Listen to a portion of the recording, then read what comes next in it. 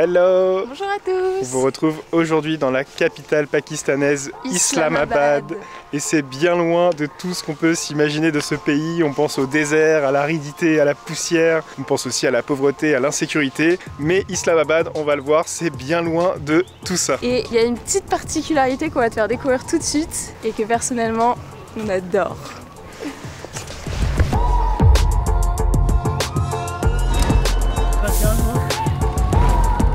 Je m'attendais pas du tout à voir ça au Pakistan.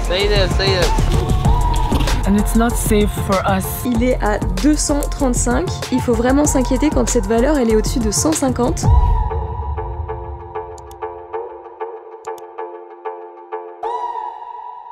Donc vraiment ce qui est génial dans cette capitale, c'est qu'au nord se trouvent les collines de Margala. C'est 17 000 hectares de collines verdoyantes. C'est vraiment un endroit hyper sympa pour se ressourcer. Et ouais, t'as la vue sur toute la ville. Mais là on est dans un écrin de verdure alors qu'on est en pleine capitale quoi. Ça ressemble vraiment à une jungle. T'as plein d'arbres tropicaux, on a vu des yuccas. C'est magnifique, il y a plein de fleurs. Et en fait on a vu tout de suite en arrivant, il y a beaucoup de staff qui s'occupent de garder le parc nickel, bien entretenu. Et franchement c'est hyper agréable. En fait, avant d'aller au Pakistan, on s'était jamais imaginé qu'on allait se balader au milieu d'une forêt tropicale. On pensait plutôt au désert de roches et de sable. Et c'est une belle surprise ce parc.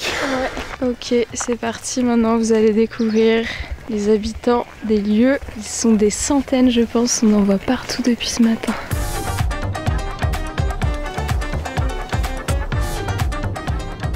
Voilà, donc le parc est peuplé de petits singes. Ils sont vraiment trop mignons. Il y en a partout. Et là, on a vu qu'il y avait des tout petits bébés. C'est vraiment le genre de détail qui pourrait nous faire rester toute la journée dans le parc juste à les observer. Ils sautent d'arbre en arbre, ils se nettoient les uns les autres, ils jouent, ils fouillent dans les poubelles. Et après, ils mettent du bazar partout. Petit café, Roger? C'est incroyable, je m'attendais pas du tout à voir ça au Pakistan et surtout dans la capitale. Et le week-end, il y a plein de personnes qui vont faire des treks, des randonnées dans ces montagnes tropicales. Ça serpente partout en fait dans ces petites montagnes qui font partie de l'Himalaya. C'est le début. Je pense qu'ils sont à l'aise dans ce parc.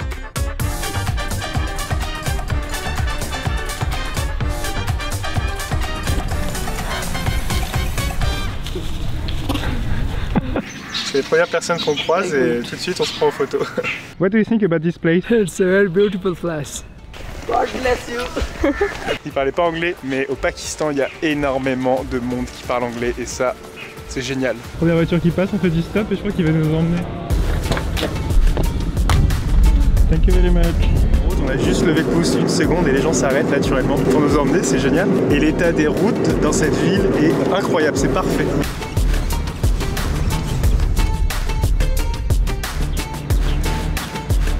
Et donc pour se déplacer au Pakistan et surtout à Islamabad, on utilise l'application InDrive. C'est environ 1 € pour 10 minutes. Et on a réservé le taxi il y a 2 minutes. Il est là. On va rouler sur la piste cyclable.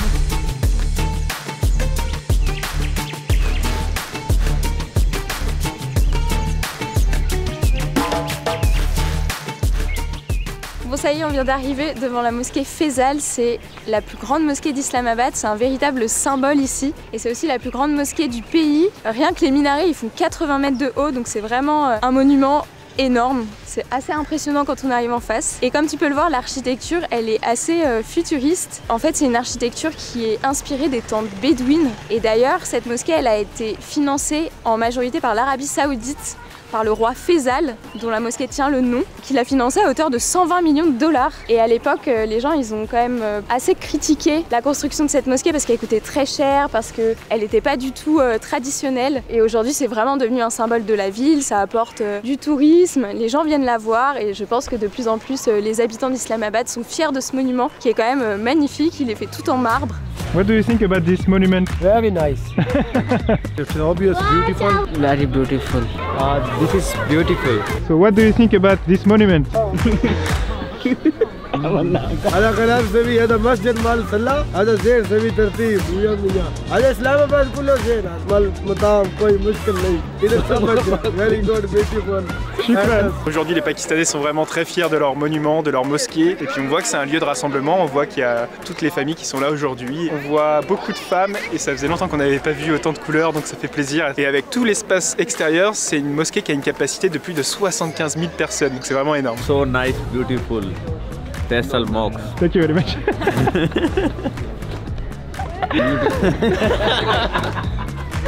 Bon, on connaît tous cette galère en arrivant dans un nouveau pays, on allume son téléphone et là, on a des frais d'itinérance hallucinants. Pour nous, c'est 97 € les 10 MO au Pakistan en seulement quelques secondes. C'est énorme. Alors cette fois, on a anticipé avec les eSIM Celi. Je te montre, c'est très simple. Télécharge l'application Celi sur ton smartphone, sélectionne ta destination parmi plus de 190 pays, choisis ton forfait en fonction de tes besoins, installe ta eSIM en quelques secondes, elle s'active dès ton arrivée, donc tu as internet tout de suite sans stress. Avec ça, fini les galères des cartes SIM locales ou du hors forfait. En plus, tu peux suivre ta consommation en temps réel sur l'application et recevoir une notification quand il te reste 20%, histoire de ne jamais être coupé d'internet au mauvais moment. Et bonne nouvelle, on a un code promo pour toi. Au moment du paiement, entre le code LEN et Jerry et bénéficie de 15% de réduction sur ta eSIM.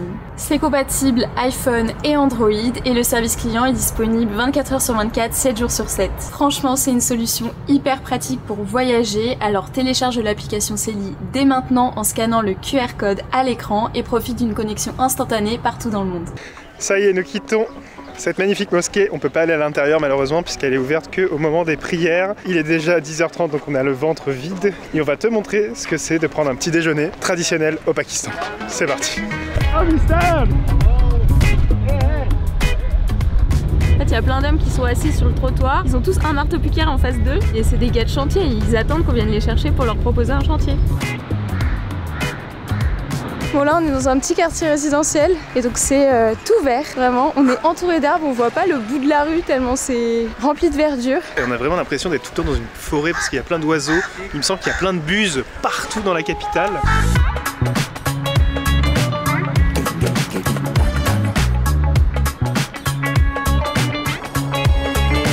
Bon, ça y est, on arrive dans la zone où on va pouvoir manger notre petit déjeuner. Ça s'appelle le Nashta au Pakistan.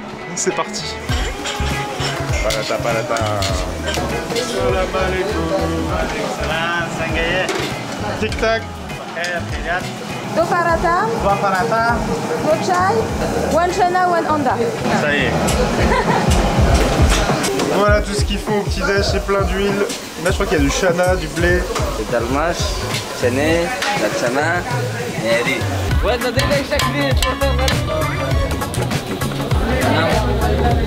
Et tu vois, c'est sur ces grandes plaques avec de l'huile qui font les parathas. Là il fait les omelettes. Il cuisine tout là-dessus. Thank you very much, mister. Ça y est, on a été servi hyper rapide en moins de 5 minutes. On a les parathas, le chana, ça c'est des pois chiches dans une petite sauce et des œufs ou omelettes, enfin voilà. C'est vraiment le petit déj classique au Pakistan, sans oublier le chai, le thé au lait. Ici, ils le boivent assez sucré en général. Et 90% des Pakistanais chaque jour boivent cette boisson. C'est vraiment une institution ici, ça fait partie de la culture. On voit du chai partout et c'est aussi la boisson qui coûte le moins cher. C'est 25 centimes et les gens ils boivent 6-7 tasses par jour. C'est très très bon et c'est aussi très gras, hein, là, tous ces petits déj. C'est vrai que ça tient bien au corps, des fois on mange même pas le midi alors qu'on déjeune à 8 h du matin. Donc là ils nous ont ramené des cuillères parce qu'on leur a demandé, mais en vérité au Pakistan ils mangent sans couvert. Ils utilisent toujours le pain en guise de cuillère, tu vois, ils attrapent le pain comme ça et ensuite hop. Mais nous on n'est pas très doués avec ça, on en met partout. Je faisais la réflexion aussi que dans ce genre d'endroit, c'est vraiment très loin des critères d'hygiène qu'on peut avoir en Europe par exemple. Et pourtant, on n'est jamais tombé malade en allant dans ce genre de petits restaurants de rue. C'est certainement dû au fait que tout est cuit dans l'huile à très haute température sur ces grosses plaques chauffantes. En fait, ça doit tuer toutes les bactéries. Bon bah voilà, on a pris notre petit déj, c'était vraiment délicieux. Ça a coûté moins de 2 €, c'est incroyable au Pakistan, tu te régales et c'est vraiment pas cher. How are you? Hi, yes. What is your good name? Alisher. Nice to meet you. Hello, Mrs. How are you? What is Hello, Mister. You go to school? No, Never? no. You sell books? This Only here you stay? Yeah. Bye. On a pris l'habitude avec les enfants de leur poser des questions vu qu'ils parlent anglais, de leur demander comment tu t'appelles, quel âge tu as, qu'est-ce que tu fais, de s'intéresser à eux vraiment. Il y a certainement plusieurs personnes dans la journée qui les envoient balader. Là, et du coup, ils sont tous venus autour de nous, ils étaient contents de parler un petit peu anglais, on a rigolé et on s'est fait des coucous pour se dire au revoir. Bon, nous sommes à Setpur Village, un petit village dans Islamabad en fait. Dans ce petit village, il y a la particularité d'avoir un temple hindou et un temple sikh.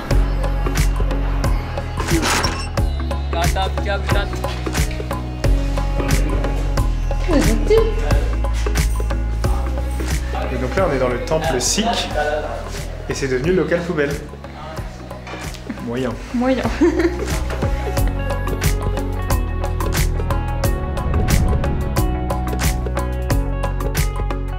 Pourquoi on peut trouver ça au Pakistan? Tout simplement parce que le Pakistan faisait partie de l'Inde jusqu'en 1947 et cette année-là signe la fin de l'Empire britannique des Indes. Et à l'époque, le Bangladesh faisait aussi partie du Pakistan. C'est seulement en 1971 que le Bangladesh ensuite est devenu indépendant. Et l'objectif de cette partition, c'était de créer un État musulman, donc le Pakistan, et un autre État laïque avec une majorité d'hindous. Il y a eu 10 à 15 millions de déplacés et surtout il y a eu des massacres. En tout, il y a plus de 1,5 million de personnes qui ont été tuées pendant ces mouvements. Et c'est pour ça qu'on trouve beaucoup d'influence dans la nourriture, dans la façon de s'habiller, dans la culture, et on retrouve encore quelques vestiges des hindous. Et d'ailleurs, au Pakistan, il y a des endroits entiers où il y a des centaines de milliers d'hindous. Et après, à l'intérieur, c'est très simple, c'est très sobre, et en même temps, ça fait plus de 70 ans que personne n'utilise ces lieux. Une grande salle qui résonne et il n'y a rien dedans, ni personne. Ici, c'est l'endroit où les hindous priaient. C'est le Dharamsala.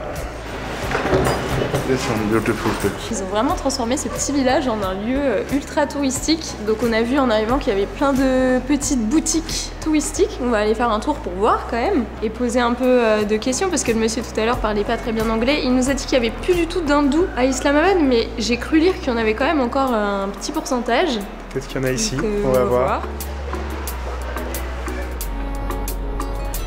Sir मैं हिंदू हूँ, मैं सिंध से आया पे हमारे तकरीबन 1% आबाद हिंदू रहती है और ये हमारा सिंधी सकाफत का दुकान लगा हुआ है। इसमें हमारे पास रियल स्टोन भी है और शॉल भी मिल जाएगी आपको। एंटीक चीज़ें चाहिए तो एंटीक चीज़ें में हमें मिल। सर पाकिस्तान बहुत अच्छा मुल्क है, हम रहते हैं तकरीबन शुरू से ही पाकिस्तानी है। प्रॉब्लम है, कोई मसला नहीं है सर, हम यहीं पे रहते हैं, हमारे लिए पाकिस्तान है।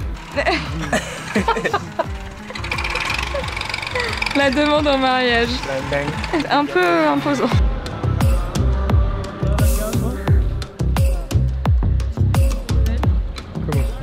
Bon les amis, on a décidé de faire un craquage ce midi. On a repéré hier sur Google Maps qu'il y avait un restaurant français. Voilà, à Islamabad, on peut trouver les cuisines du monde. Le premier truc que je vois sur la carte, c'est écrit bœuf bourguignon, et là on entend en fond de la musique française. D'habitude, les plats pakistanais ça coûte 1 €, 2 €, et là on est plus sur du 5-8 €. Voilà, on va se régaler, je pense. Véronique est heureuse là. Ça fait du bien, non? De changer un peu. Et aussi, on retrouve toutes les enseignes internationales, et ça faisait très longtemps qu'on n'avait pas vu ça. Et on est vraiment étonné de voir ça au Pakistan. Incroyable. Voilà, c'est ça qu'on veut. Oui. Il en faut peu pour être heureux. Hein. Bon, c'est la fin de journée, le soleil est en train de se coucher, il est 16 h. On se rend au monument du Pakistan.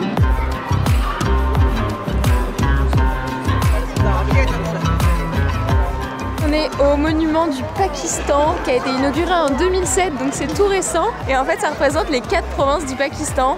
C'est un signe d'unification aussi entre tout le pays. Et c'est quoi les 4 provinces du Pakistan? Je ne sais pas. C'est le Punjab, le Sindh, le KPK et le Baluchistan. Channel name? How are you? Fine. Hello brotherland. Channel, YouTube channel. En fait, Islamabad, ça a été créé de toutes pièces dans les années 60, puisque avant la capitale du Pakistan, c'était Karachi. Mais pour des raisons stratégiques, c'est devenu Islamabad, et c'est pour ça qu'elle est très moderne par rapport aux autres villes du Pakistan. Donc voilà, le monument du Pakistan est juste à côté d'un échangeur Et cet échangeur, c'est le point zéro d'Islamabad. Et en fait, tout part de ce point zéro et la ville est entièrement quadrillée. Et au milieu, il y a toujours une ligne de centres commerciaux. Et tout est organisé comme ça. Il n'y a aucun bouchon dans cette ville, alors qu'il me semble qu'il y a plus de 2 millions d'habitants. Et c'est hyper fluide, très bien organisé. Et puis les chauffeurs de taxi se repèrent hyper facilement. C'est noté par secteur G1, G2, G3, G4. Et après, il y a des sous-secteurs. Et aussi, petite particularité, au Pakistan, ils roulent à gauche. Du coup, c'est assez perturbant pour nous, surtout quand il s'agit de traverser la route. Sois vraiment prudent dans les pays où ils conduisent à gauche parce que ça peut être vraiment très dangereux. Et moi, depuis qu'on est arrivé ici, je ne fais que de tousser non-stop toute la journée et je pense que c'est pollué aussi. Ouais. Et puis ouais, c'est vrai que c'est fou la caméra, à quel point ça peut être un outil puissant de sociabilisation. Et je leur ai demandé de faire tout ce que je faisais, donc j'ai fait des pas chassés, j'ai couru à droite, à gauche, tourné sur moi-même, fait des sauts, fait des signes avec mes mains et il y avait une dizaine, voire à un moment donné, je crois une quinzaine de gamins qui faisaient la même chose et du coup ça a amusé tout le parc.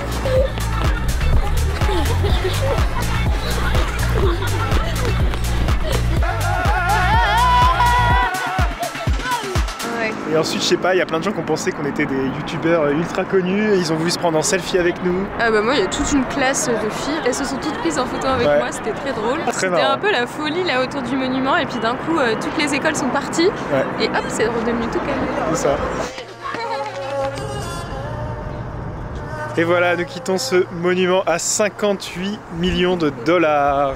Oui, donc ça se visite très vite. Il n'y a pas énormément de lieux touristiques, on va dire. La seule chose, on aurait peut-être pu passer plus de temps, je pense, dans les collines de Margala, puisqu'il y a plein de trails, il y a plein de balades, et que vraiment, notre petit coup de cœur aujourd'hui, c'était quand même les singes. Ouais, faut le dire. On les a revus près de la mosquée ce matin, et ouais, c'est trop bien.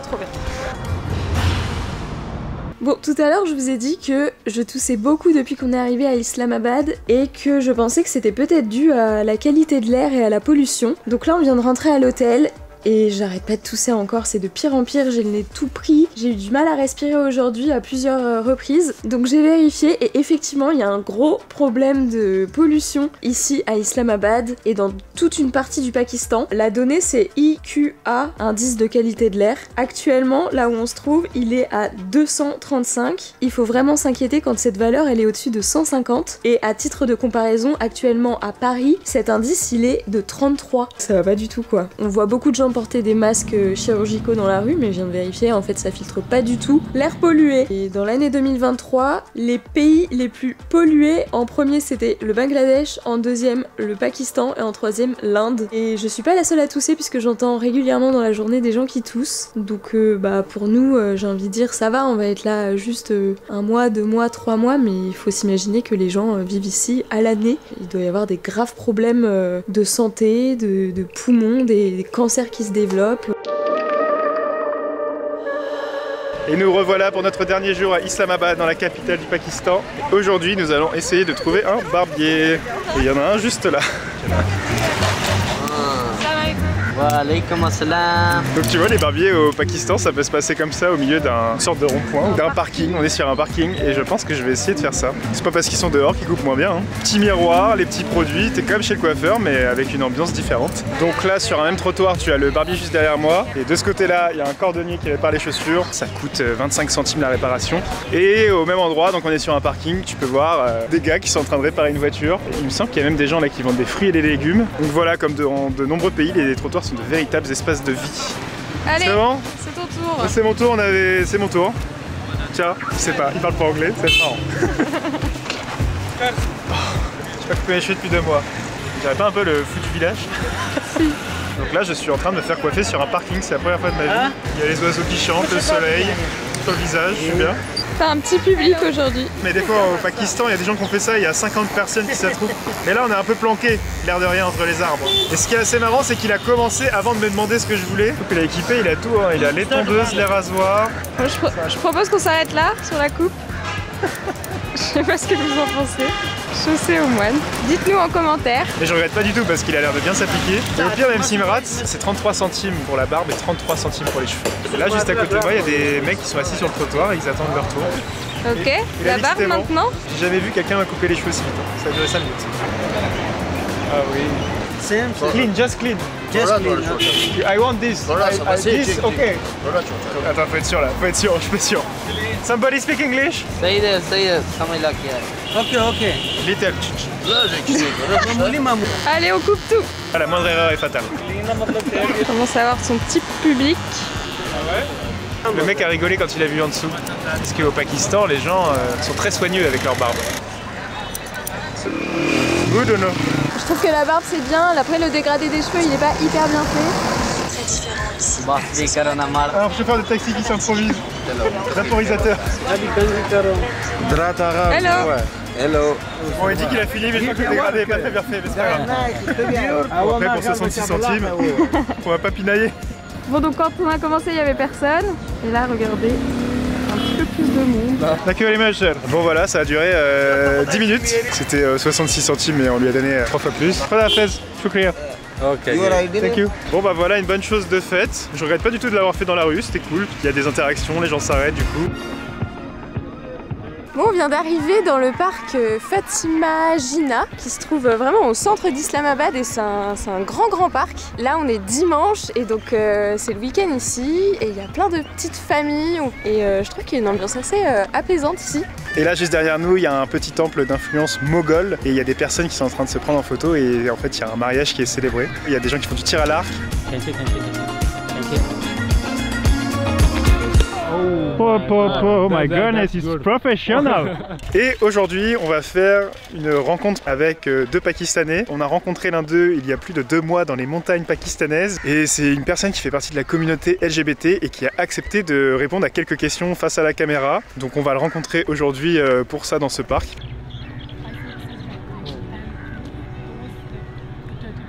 So how would you describe your experience as a member of the LGBT community in Pakistan? I mean, living in Pakistan as a LGBTQ member, it's actually a traumatizing thing. I'm 28 years old. My, school days, I still feel traumatizing. I feel harassed. People are touching me. I face this thing every day. I think anything can happen in this country and it's not safe for us. We have to hide our identity in so many places. My experience, it was not very easy. I am from a village. Basically it was very tough. In Pakistan I always have to hide my community until I moved to Europe. Does your family knows about your identity, and if no, how according to you they will react? Last year my brother found out some messages with my friend and he slapped me twice. He said to me that I will stop talking to you if you will not leave this thing. If my family find out, they will just disown me. They have idea about me, but they never reacted on it. And also my father is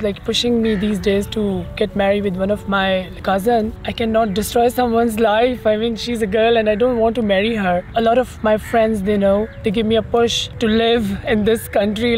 There's a lot of gap between parents and children, and they have this typical mentality. Oh, we did this thing and now you have to do this thing. Do you have a secret community in Pakistan? We know a lot of people through social media, a lot of people through dating apps, secret parties and get-togethers and everything. Also, there was this NGO working for LGBTQ community. They are operating secretly or it's open? Give some protection to them, regular tests, teaching problems in Pakistan and how to face them. Can you face any legal problem in Pakistan because you are gay? To be honest, we don't know. And I came across a lot of police guys and they never said anything about me. What is your aspiration and your dream for the future? I will move to Europe. I will live my life as a gay guy.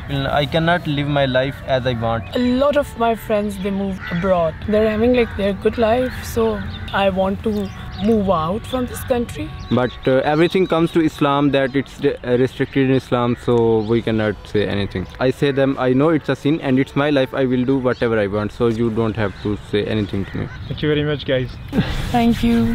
Malheureusement, dans le monde, tous les jours, les minorités sont harcelées, sont marginalisées. Dans le pire des cas, elles sont massacrées au nom de l'intolérance. Donc s'il vous plaît, ne participez pas à ça, car peu importe notre couleur de peau, notre religion, nos origines, nos orientations, notre physique, nous sommes tous des frères en humanité. Aimons-nous dans nos différences, car c'est ce qui fait fondamentalement de nous des hommes. Be nice to everyone, respect everyone. We are human. We are human, God has created us. We are a little different from you. but please treat us nicely. Even it's not the LGBTQ community, it's for like every human being. Et enfin, c'est à Islamabad que notre voyage au Pakistan se termine. C'est une ville qui nous a surpris par sa modernité, par sa fluidité. On a fait de très belles rencontres et on en gardera un très très bon souvenir. Et accroche-toi pour la suite du voyage parce qu'elle est complètement inattendue et on est certain que comme nous, tu vas l'adorer. Si tu as aimé cette vidéo, on serait très heureux de lire ton commentaire. N'hésite surtout pas à la partager et à la liker. Et d'ici là, on te dit à bientôt!